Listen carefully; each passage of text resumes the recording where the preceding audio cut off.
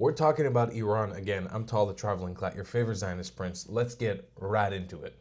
Let's perhaps start with Iran, which I think it's worth saying is not a regime that is likely to be subject to the doctrine of nuclear deterrence.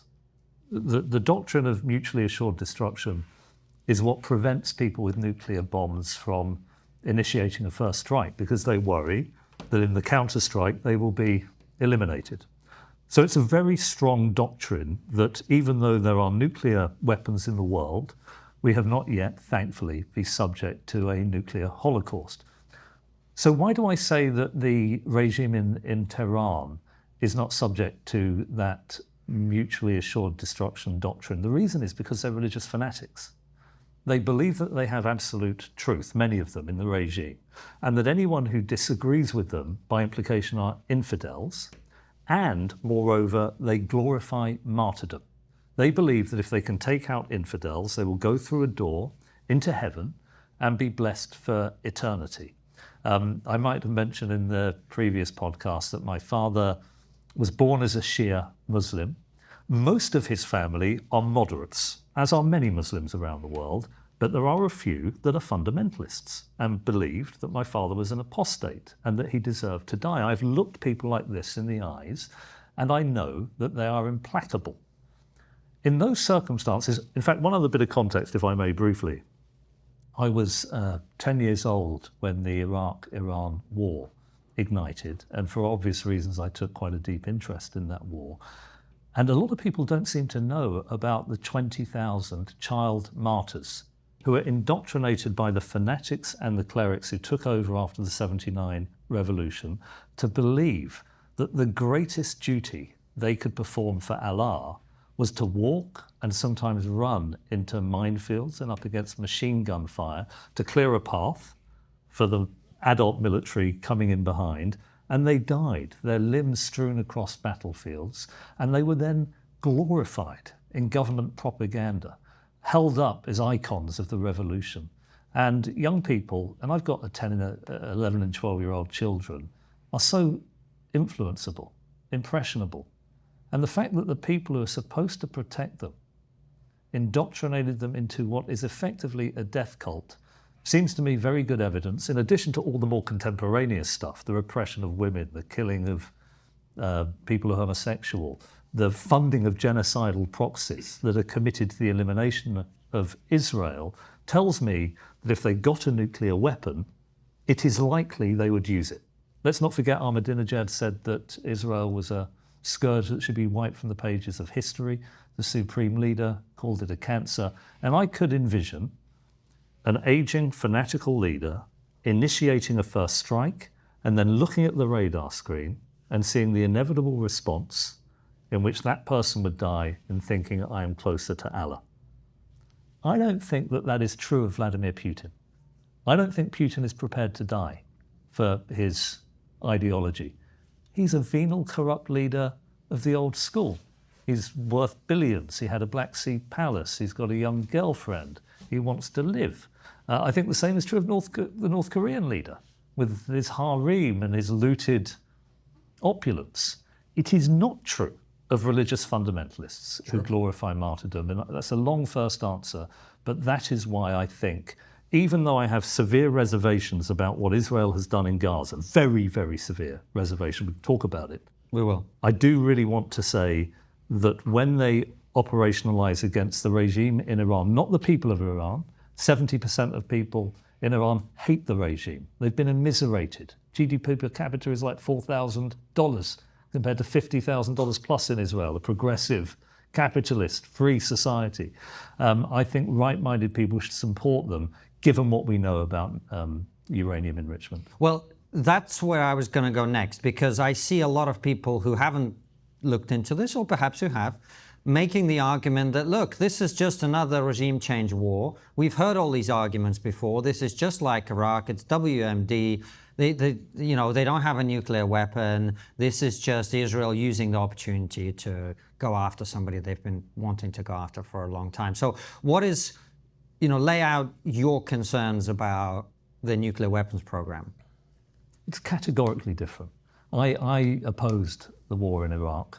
I thought Afghanistan was probably a mistake because I don't think we had a clear idea of what would happen to either of these places after an invasion. The CIA thought that Iraq would welcome democracy, it would become a Jeffersonian liberal state, not realizing the deep clan divisions in Iraq would almost certainly lead to civil war, notwithstanding the Sunni Shia divisions. So I can understand why people are concerned, as am I, and probably you, about what might happen if the regime falls in Iran.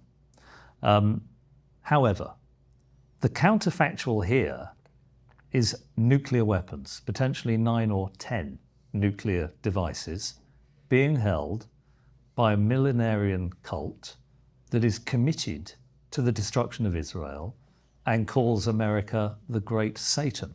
Remember what I said earlier, a nuclear war of that kind, even if it occurred between Israel and Iran, would kill hundreds of millions of people around the world. It's why I find the American First doctrine, sensible doctrine in many ways, but you have intricate global supply chains around the world, which furnishes America with all of the material wealth that they've grown accustomed to. They're not isolated from what will happen there. Neither are they from what's happening in Ukraine. But a nuclear war would be catastrophic. And so in those circumstances, I do think that this is different. It's an order of magnitude, 2 orders of magnitude different to either Iraq or Afghanistan. But what's the evidence is what people will say. Because, you know, if it's just Benjamin Netanyahu saying they're close to getting nuclear weapons, that's not persuasive to a lot of people. Well, you will have read, I think, probably the International Atomic Energy I'm just getting you to say it. No, sure, okay. So I can see I'm doing all the work. But this is, I did read it in full. It's a 20-odd page document. And you will know that these are effectively, civil servants who are paid to inspect and offer a point of view. And obviously they have incentives too, do they not? They don't want to miss Iran's building of a nuclear weapon and then be blamed in the future for one of the great calamities to have befallen the earth.